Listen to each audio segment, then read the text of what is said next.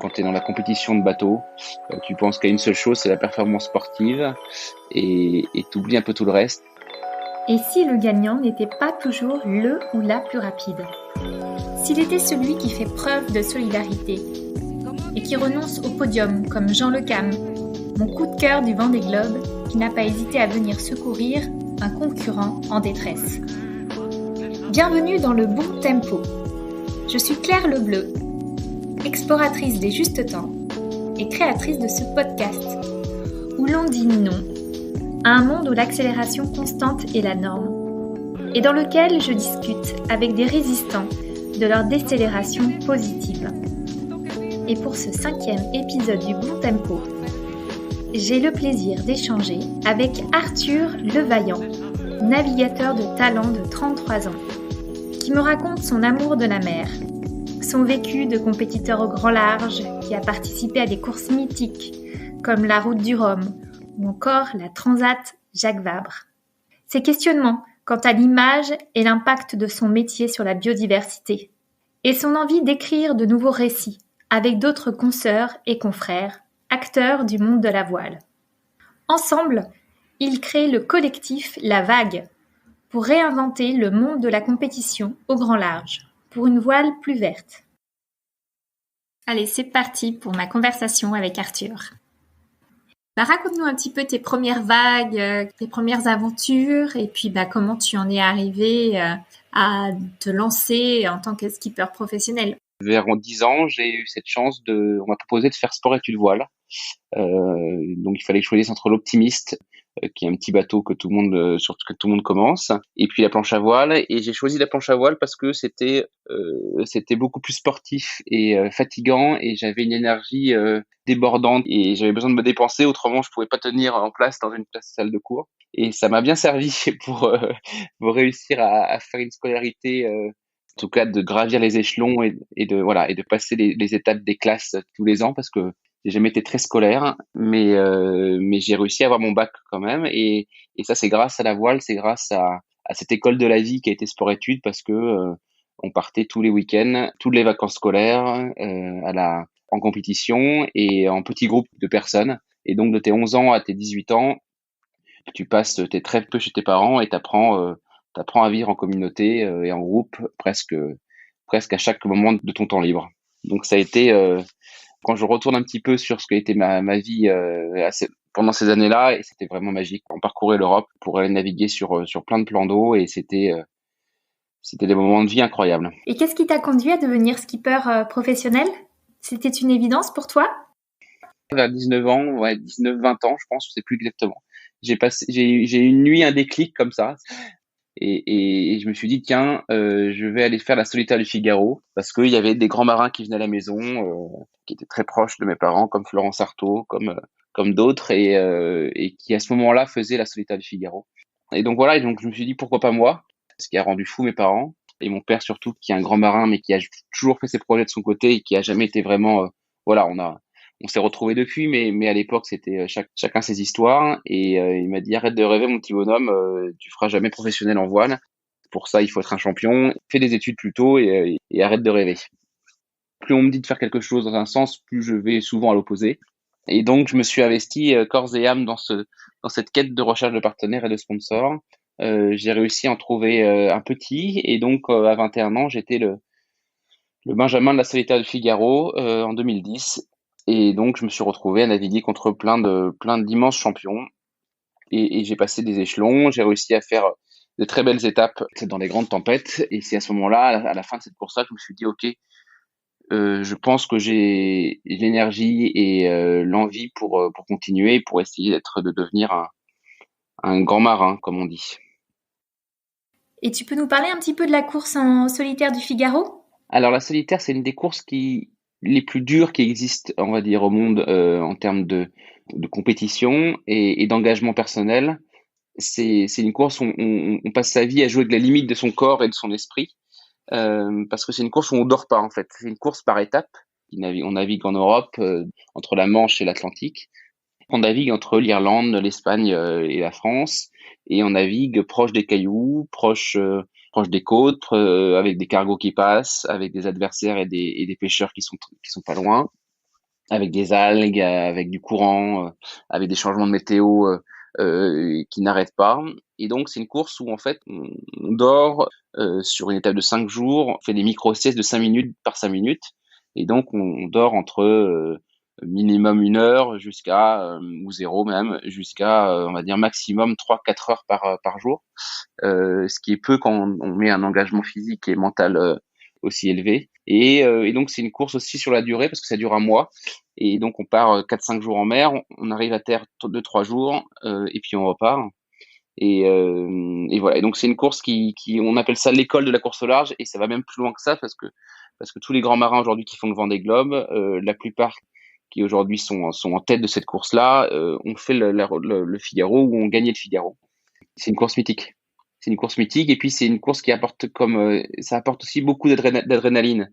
C'est ça que je vais rechercher moi en grande partie, c'est-à-dire que je fais ce sport-là parce que j'ai une quête d'adrénaline très poussée, j'ai une quête de vivre intensément et c'est des émotions et c'est des sensations que mon sport peut me procurer parce que j'aime bien j'aime jouer assez loin dans le dépassement de mon corps et de mon esprit et comme ça que je me sens vivre et je me sens humain en fait. Et ensuite j'ai eu un gros accident sur un bateau qui m'a un peu stoppé totalement même dans mes rêves de marin on va dire voilà professionnel qui rentrait vraiment dans le circuit avec tout, bah, tout se passait bien en fait. J'avais gagné des classements de jeunes bisus et tout ça, et donc je rentrais avec toute ma petite bande de Johan Richomme qui a gagné ensuite 5-6 ans plus tard plusieurs fois la Solitaire du Figaro ou François Gabard ou d'autres. Et donc ça s'est arrêté et j'ai mis quelques années à récupérer vraiment l'usage de mon bras qui a été paralysé. J'ai eu un gros accident. Les médecins pensaient que je resterais Jamel Debbouze toute ma vie, et en faisant beaucoup de kiné et d'ostéo, et en étant sûr que mon bras remarcherait. Euh, en fait, mon bras a presque, je suis à 90% de l'usage de mon bras droit, et ce qui est quand j'y repense, c'est vraiment un sacré truc. Le corps humain est une machine assez incroyable qui sait s'adapter et qui s'adapte.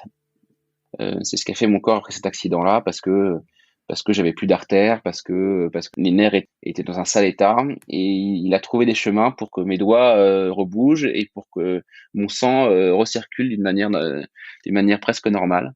Et ça c'est assez fascinant, et même les médecins sont toujours fascinés par l'aptitude des corps à en partie se régénérer. Mhm.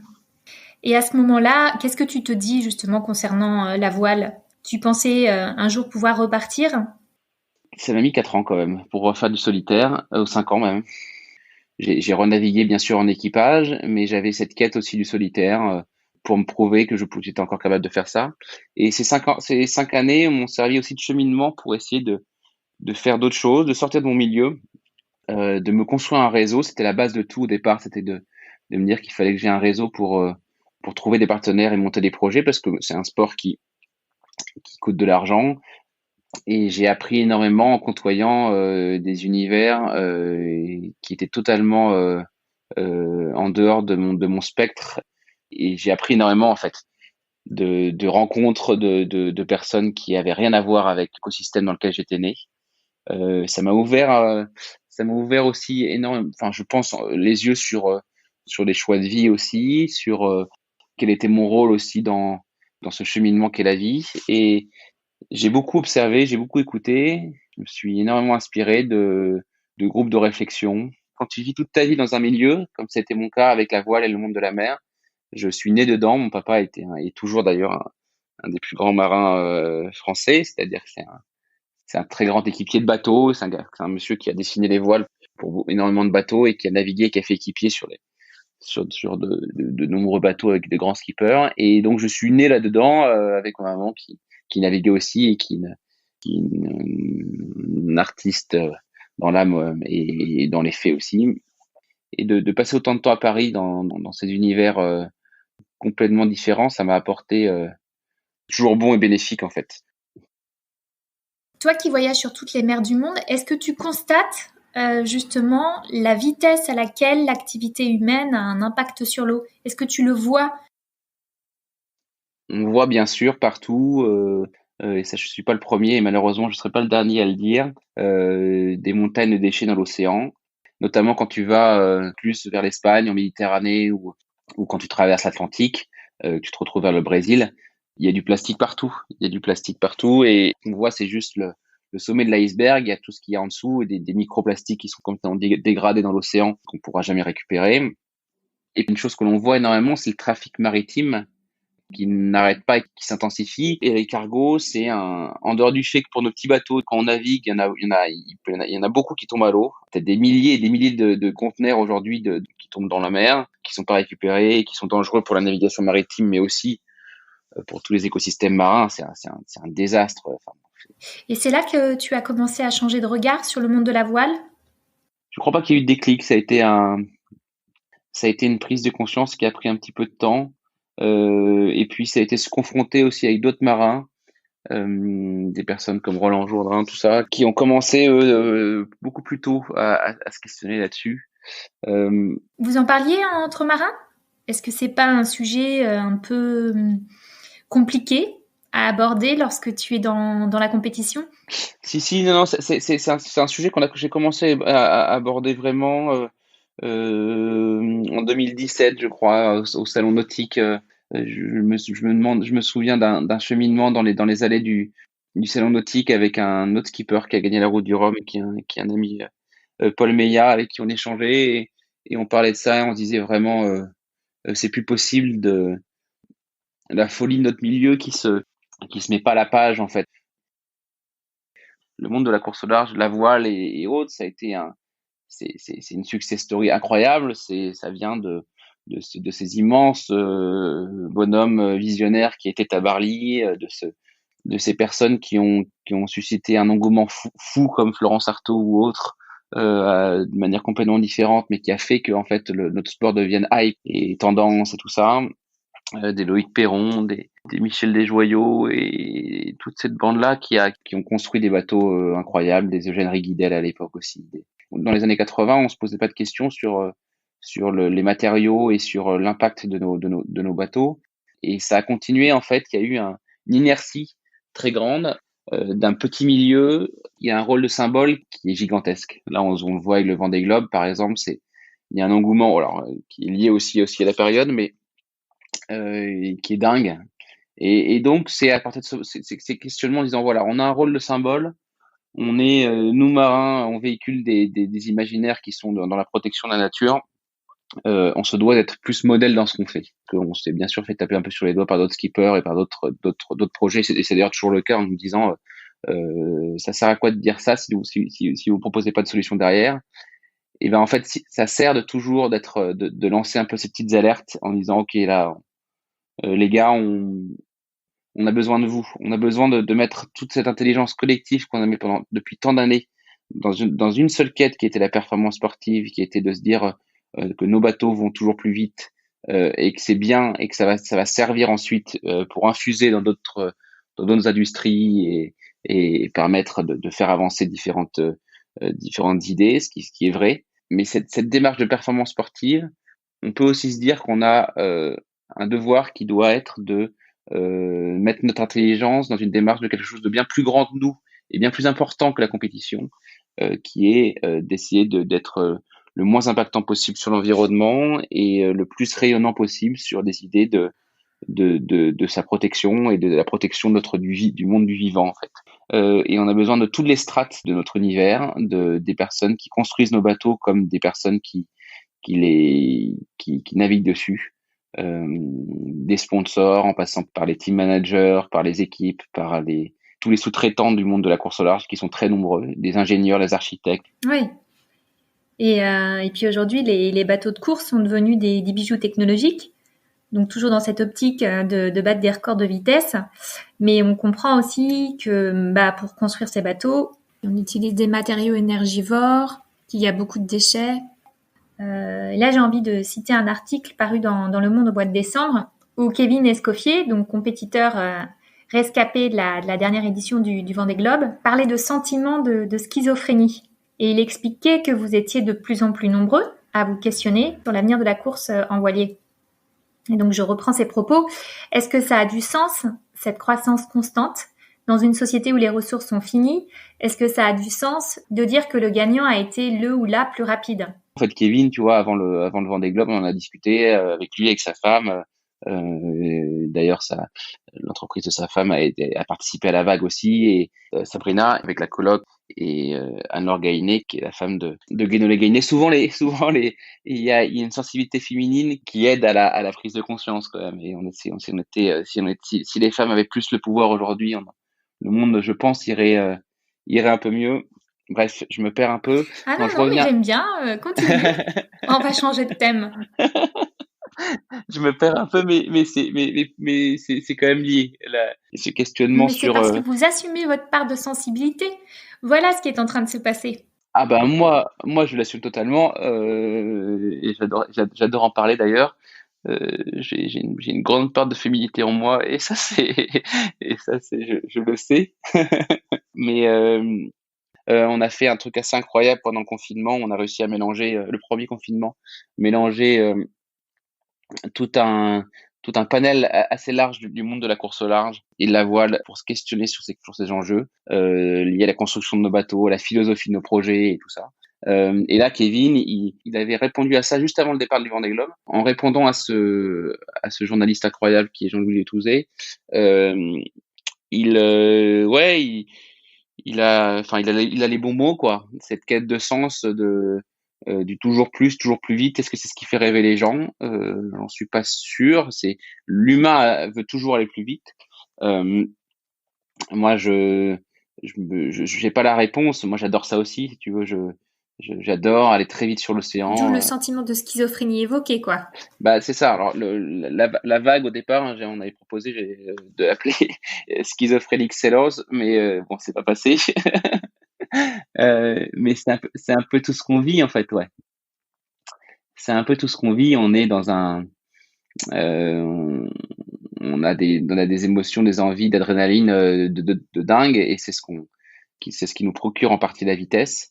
Mais c'est à nous aussi de réinventer, comme dit très bien Alain Damasio et d'autres, de réinventer les nouveaux imaginaires, de se remettre en quête de rêves qui sont pas que la vitesse absolue, mais qui sont plutôt de vivre en harmonie avec ce qui nous entoure. Comme je te disais tout à l'heure, l'endroit où je me sens le mieux, c'est quand je glisse une vague. J'adore cette sensation d'être pris dans le mouvement de la vague et de faire corps avec elle, quoi. Mais c'est pas une question de vitesse, c'est une question de connexion avec elle. Alors donc la vague, c'est un collectif de navigateurs qui questionnent, cherchent des solutions collectives et qui inspirent positivement le milieu de la voile de compétition sur des enjeux environnementaux et sociétaux. Aujourd'hui, ce sont des groupes de réflexion qui essayent de partager leurs idées d'une manière la plus transparente possible avec tout l'écosystème de la voile et de la course au large, et d'essayer de faire que nous, sportifs marins, que notre sport devienne à la pointe des sujets liés à l'impact sur l'environnement. En fait, pour bien nommer les choses, on a besoin de data, on a besoin de données, et ça demande du temps, de l'argent. C'est quelque chose qui devrait être accessible à tout le monde, pour moi. Il y a des entreprises qui travaillent là-dessus et qui font un travail super d'ailleurs, et qui font du business là-dessus, et d'ailleurs ça va continuer, mais il y a aussi un besoin pour moi de permettre l'accès à tout le monde à ces outils-là, parce que c'est comme ça qu'on pourra progresser, on va dire, et on a besoin d'outils qui nous permettront aussi de bien nommer les choses. La vague, ça c'est en train de devenir une plateforme de bonnes pratiques. La vague a vocation à permettre d'orienter les personnes qui le veulent sur les bons outils aussi. Là, je vais reprendre justement ce qui est écrit sur le site de la vague, qui est très bien fait. Donc là, on voit que pour rejoindre la vague, donc que tu sois marin, étudiant, ingénieur, je passe le message comme ça en même temps, que tu sois marin, étudiant, ingénieur, communicant, amateur, rejoins-nous pour embarquer le monde de la course au large sur la vague de la transition écologique. Et donc là, on voit effectivement comment participer à la vague. Donc on comprend qu'il y a différentes façons, soit en devenant adhérent, ou encore, comme tu le disais, en apportant mon expertise sur un sujet, en participant à différents ateliers, en prenant part aux discussions, en relayant, en partageant sur les réseaux sociaux. Donc, c'est plutôt très bien fait. Et voilà, c'est une invitation à toute personne intéressée par le sujet, qui a envie de s'engager avec vous, à venir vous rejoindre. Mais non, mais c'est ça, ce que je voulais dire, c'est que ça fait du bien en fait de faire ça. Ça me faisait un bien fou, ouais, de m'engager de m'engager dans ce mouvement fabuleux, de partager nos idées et d'essayer de trouver des solutions ensemble, quoi, de faire ce cheminement, voilà, en collectif. On a tous des individualités assez diverses, mais de se retrouver autour d'un engagement commun que on peut retrouver dans les différents milieux associatifs, mais dans le politique aussi, et euh, dans cette notion d'intérêt général ou de bien commun. C'est une source d'énergie fabuleuse, et ça nous donne les clés aussi de tenir face au monde. Ce pouvoir des habitudes est toujours très présent, et dans lequel on peut replonger d'une manière très vite si on est tout seul. Et est-ce que vous avez l'impression que vous avez justement un écho aujourd'hui dans le milieu sportif? Alors, on l'a, oui, bien sûr, parce qu'on a des échanges avec d'autres associations et d'autres mouvements. Cette dernière année, il y a eu une explosion des différentes initiatives dans le football, dans le basket, il y a un endroit où ça bouge énormément, et dans lequel on échange beaucoup, et qui a un pouvoir de frappe et de rayonnement qui est énorme. C'est les Jeux Olympiques de Paris 2024. Et l'organisateur peut mettre en place beaucoup d'actions. Voilà, donc ça avance. Le WWF aussi met des moyens. Il y a beaucoup de moyens pour essayer de faire évoluer les choses dans le milieu du sportif, et s'implique énormément. Ça rayonne, c'est super. Et quand tu dis, on a fait quand même quelques réunions avec des grands apôtres du marketing sportif. Ça bouge. Après, est-ce que ça bouge assez vite? Ça, c'est Et comment ont réagi tes partenaires, tes sponsors? Est-ce que c'est pas justement un sujet un peu délicat à aborder avec eux? Alors si, c'est un sujet qui est délicat, surtout que moi, surtout ces 3 dernières années, en fait, j'ai énormément challengé mes partenaires qui ont, je trouve, énormément évolué, mais ça va jamais assez vite pour moi. Je les ai beaucoup challengés, mais je les ai pas beaucoup rassurés. Ce que j'aurais peut-être dû faire un peu plus, ou sûrement. Et là, donc, on est début janvier 2021, et j'ai je me retrouve en fait dans un moment de ma vie où ça s'arrête avec mon projet de voile de bateau avec mes partenaires des 3 dernières années. Aujourd'hui, c'est un bon sujet, ouais, de trouver la bonne manière de faire. On vit toujours dans un système où en fait nos bateaux sont en partie des panneaux publicitaires pour les sponsors. Et moi, je leur explique que je ne suis pas qu'un panneau publicitaire, et que la manière dont ils font du business m'intéresse autant que la manière dont je vais les mettre en avant et voilà. Enfin, pour moi, c'est les questionnements liés à l'éthique, liés à ce que je véhicule comme image et comme idée sur les océans. J'ai une responsabilité qui est bien plus grande que ça ne l'a été avant, et je n'accepterai pas de mettre en avant ou d'avoir des actions qui vont à l'encontre de mes combats, quoi. Voilà. Et ça, c'est non négociable. Et quand tu commences à dire ça, bah c'est pas toujours très audible. C'est des moments qui sont assez forts, mais qui sont pour moi essentiels pour être en accord avec qui je suis. Et en faisant ça, en fait, faut pas avoir peur de se prendre des coups, parce qu'on en prend beaucoup. Mais pour ça, pour pas avoir peur de se prendre des coups, il faut aussi apprendre à se protéger, ou avoir des personnes qui te protègent. Ce que j'ai pas forcément assez bien fait ces dernières années. Mais c'est une des clés, quoi. Savoir se prendre des coups en face. Tu dois avoir quelqu'un qui pense tes plaies quand il le faut, pour pouvoir tenir sur la distance. Parce que une des réussites que nos idées et que nos idées et que des actions passent, c'est de tenir sur la distance, quoi. Vraiment, tu vois, ces moments que je n'ai pas vraiment choisi d'être un petit peu mis sur la touche. Ça te permet aussi de réfléchir à d'autres choses. Tu vois, j'ai un petit groupe de musique avec mon petit cousin qu'on a envie de développer. Je suis en train d'écrire 2 films. J'ai envie de vivre des expériences et des histoires, d'entrer dans différents univers. Donc, Je sais pas si demain je vais pas essayer de me former mon métier de comédien ou d'acteur. Je sais pas, tu vois. Je suis entouré en tout cas de ce monde-là et c'est ce qui me fascine le plus, c'est de vivre aussi à des moments donnés dans l'imaginaire d'autres personnes et de le retranscrire à travers un art. Cette écriture d'histoire, ouais, elle me fait un bien fou et c'est là où je m'épanouis le plus. Ouais, génial. Oui, ton groupe, ça s'appelle The Brave Mermaids. Bon, tout à fait, voilà, tu le prononces très bien. Ouais, les sirènes courageuses. Et The Brave, c'est parce que c'est notre nom, le vaillant, et puis les mermaids parce que pour nous c'est l'avenir de l'homme.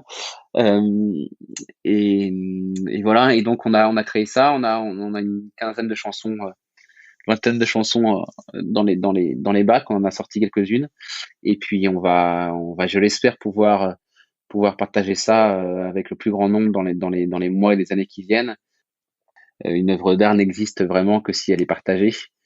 On va essayer de continuer à prendre énormément de plaisir à jouer et à faire de la musique et peut-être demain des films. Bien, bravo pour tous ces beaux projets et puis cette créativité au service de nouveaux imaginaires. C'est top. C'est gentil. Ben, on va continuer, ouais, on aime bien ça. Allez, puis une petite question bonus pour terminer. Est-ce que tu pourrais nous partager un bouquin que tu aimes, ton coup de cœur du moment? Il y a un livre que j'aime éperdument et un auteur aussi que je rêverais de rencontrer avant qu'il nous quitte. C'est François Tchang qui a écrit plusieurs livres, mais ce livre-là, c'est 5 méditations sur la beauté. Parce qu'on parle pas assez de beauté dans le monde aujourd'hui. La beauté de la nature, elle nous donne de la force, quoi. Il a aussi toute une vie incroyable, ce bonhomme. C'est un académicien qui dit que la beauté sauvera le monde. Je pense que c'est la clé de beaucoup de choses. Et que est-ce que quelque chose qui n'est pas fondé sur le bien peut encore être beau, quoi, tu vois? Et si le gagnant était celui qui a le courage de se mettre en danger vis-à-vis de ses sponsors en les challengeant pour plus d'engagement dans la course aux défis climatiques? Est-ce être utopiste ou pleinement conscient de la réalité qui nous entoure? Finalement, l'utopie ne serait-elle pas un levier pour accéder au changement? En tout cas, un grand merci Arthur pour ton témoignage et ta force. Et un grand bravo au collectif La Vague de rendre réelle votre utopie en proposant une voile plus slow. Voilà, j'avais envie de partager mes découvertes et les sujets qui me font du bien. N'hésitez pas à me faire part de vos retours et à me dire ce que vous en avez pensé sur ma page Facebook Le Bon Tempo et si le temps devenait notre allié. Et si vous souhaitez me soutenir, la meilleure façon de le faire est de faire circuler cet épisode auprès de votre réseau. Je vous propose de terminer en musique en écoutant le titre Mermaids Club que nous proposent Arthur et Jean-Baptiste Levaillant. Nos Brave Mermaids. Parisiennes boivent du rhum pour se sentir humaine, pour se sentir humaine. C'est la vie aquatique de nos nuits érotiques de bébé. La Birkin 69 avec jean, ça pique, c'est chic, une tempête de tonique. Sur la piste ça balance, Karine, Nana danse. Dans notre club il fait noir mais il ne fait pas froid. Les loulous de Piala te prendront dans leurs bras. Avant le dernier métro, n'oublie pas ton maillot. Dans la nuit remise, des hanches son bikini. C'est la nouvelle vague qui déferle sur Paris. C'est la nouvelle vague qui déferle dans vos nuits. C'est la nouvelle vague qui déferle sur Paris. C'est la nouvelle vague qui déferle dans vos nuits. Paris, New York, New York, Paris, océan acoustique. C'est la formule magique. Les sirènes parisiennes boivent du rhum pour se sentir humaines, pour se sentir humaines. Les sirènes parisiennes boivent du rhum pour se sentir humaines, pour se sentir humaines. On est à bout de souffle dans nos villes waterproof. On fait bande à part, les mermaids en ont marre. C'est le dernier vers si vous n'aimez pas la mer. Y'a plus qu'une chose à faire. Allez vous faire fou.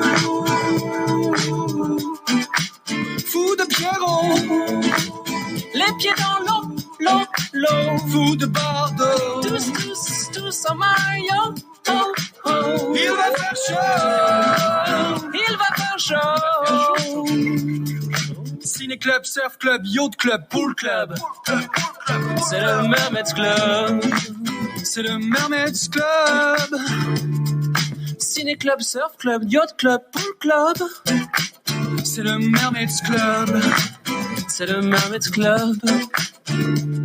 La nouvelle vague te prendra la main, comme elle a pris celle de Godard. La nouvelle vague te prendra la main, comme elle a pris celle de Godard. La musique n'existe que pour accompagner des évolutions liquides, des vagues qui m'entourent. Si Truffaut voyait dans le cinéma une fascination de l'homme des cavernes devant sa flamme, je pense que le spectacle de l'eau a précédé celui du feu. C'est la nouvelle vague qui déferle sur Paris. C'est la nouvelle vague qui déferle dans vos nuits. C'est la nouvelle vague qui déferle sur Paris. C'est la nouvelle vague qui déferle dans vos nuits. Paris, Paris, Paris, Paris, Paris, Paris. La mer t'appelle, la mer m'appelle. Paris, Paris, Paris, Paris, Paris, Paris. La mer t'appelle, la mer m'appelle. La mer nous appelle.